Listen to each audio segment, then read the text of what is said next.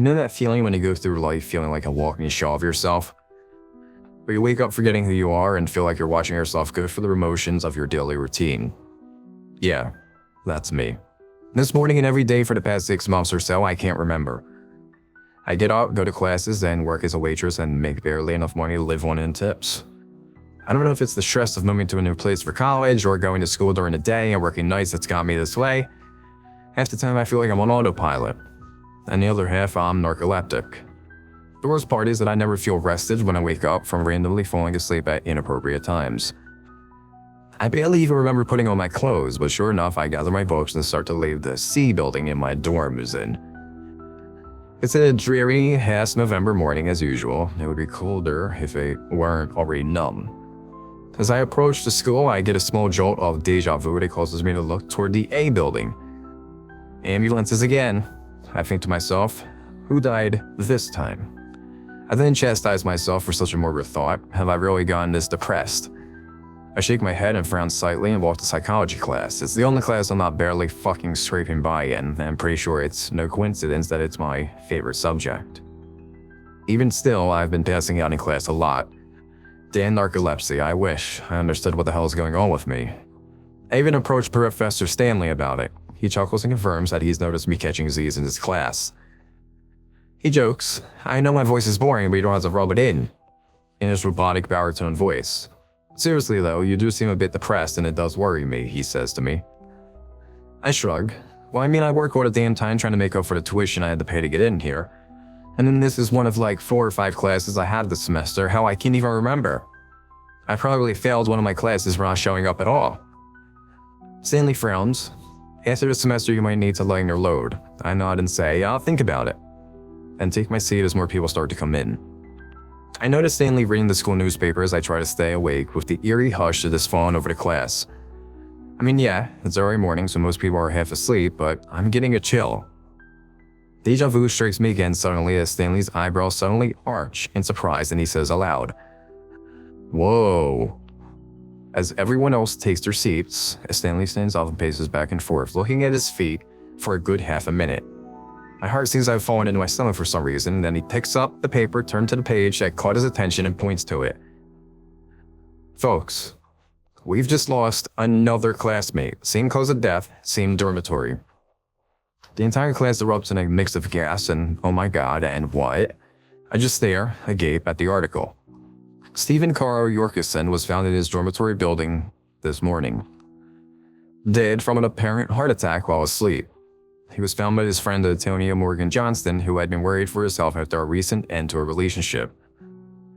I told him he was punishing himself, a grieving Johnston told EMTs after Yorkison was pronounced dead. The article goes on to say that he had apparently been drinking heavily as of late and having issues with depression, night terrors, and even mentioned something about his diet. It also mentions the eerie coincidence that Stanley pointed out, about the room he died in and the cause of death. I personally find it creepy as hell because I got the same feeling in the pit of my stomach and deja vu when we discussed that Joe guy's death a few days prior. The fuck is going on around here? The subject of death and dreams once again gets brought up. Normally Professor Stanley would look like some paranoid nut, but the way things are happening recently, the whole class, including myself this time, listens intently. Some even give their opinions on things like what they think dreams are. Some think they're hallucinations that the brain occupies itself with, and some think it's a soul wandering around in the spirit world while the body rests. All these are pretty interesting theories, but I can't really speak for myself lately. As much as I've been falling asleep for the past half a year, I can't really say I remember any of my dreams. Hell, I can't even remember who I am in the mornings. I don't say anything about it to the class because I don't really feel like I have anything to offer on the subject of my situation. I don't think going through life feeling dead to the world and having deja vu about death has anything to do with the death in dreams. I'm starting to think that dying in one of my dreams would be a welcome release from this monotonous depression. I then silently scold myself for my suicidal thoughts. You'll find yourself again eventually, I tell myself. I start to begin my normal routine again, then I get a wild hair. With all this craziness going around, I need a break in the routine. I call into Applebee's to do my best to sound as ill as possible, which is surprisingly not that hard. They buy it. Must be something in my voice or something. I also buy an energy drink this time before going to Maddox's class. It seems to work because I go for the rest of my courses without falling asleep once. I actually learned a few things today, even if there's a couple of classes I'm forgetting about. At this point, I'm beyond caring. I'll take next semester off if I'm not put on academic probation. That or asked to work weekends only. Something's gotta give either way. These thoughts run through my head as I walk back to the C building, trying to starve off narcolepsy again. Maybe the energy drink wasn't the best idea. I suddenly stop and turn my head toward the A building. I think to myself, maybe it's haunted or something. I mean, hell, 2 guys died in supposedly the same room, 14A I believe. I don't know what possesses me, but I kinda wanna go check this room out. If it's still vacant, that is, and hopefully not like blocked off or something. I drowsily enter the A building 2nd floor where rooms 11 through 20 are located, and find the second door on the right. The oxidized brass letters 14A are hung loosely on the door. I shake my head to fight the urge to fall face first onto the door, as I have done with my own a few times during the narcoleptic episode, and twist the knob. The door opens. To my surprise, a cold draft comes from the room inside to wake me up.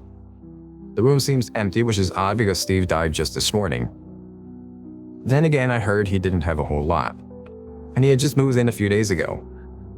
Just for good measure, though, I call out, "Hello?" I hear no answer. I look around and the apartment seems just as small as mine, with the kitchen in the same area as the living room and the bedroom being on the left of the doorway, and a bathroom next to the bedroom. If I didn't hear anyone call back, I figure no one is in here. So I slip into the door looking behind me, making sure no one sees me trespassing. It's late afternoon on a cloudy November day, so people are probably either in class or working. But I want to make sure. I walk around, shivering from the cool air in the room. I don't know if the heat isn't working or what, but there's definitely a chill in the air. I also chalk this up to the intense and lingering feeling of deja vu I'm getting from this room. I've never been in the A building, but somehow this room feels like home. I also feel even more depressed than usual. I feel almost like crying. Something is definitely wrong with me. I need to sit down. Fuck. I dozed off again. I get up and stretch, wiping the drool off my face and blinking rapidly to try and regain my eyesight. Instinctively, I walk to the bathroom.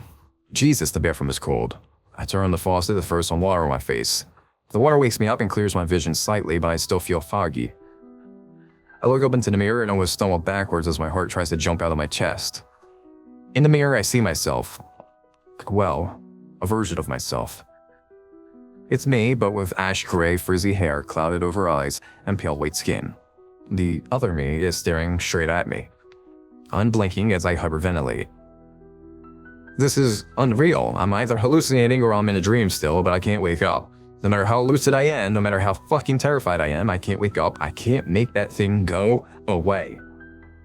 As my breath slows down and I stop screaming, my mirror image speaks to me in a raspy whisper. "Who are you?" I stand up and I look at myself, or her, whatever. I answer in a shaky voice, "I'm Serena." My reflection's face suddenly contorts in rage and shrieks at me.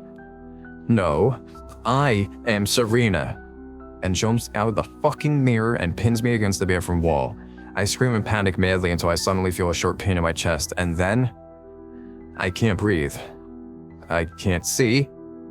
I can't think. I wake up in the bathroom feeling extremely invigorated.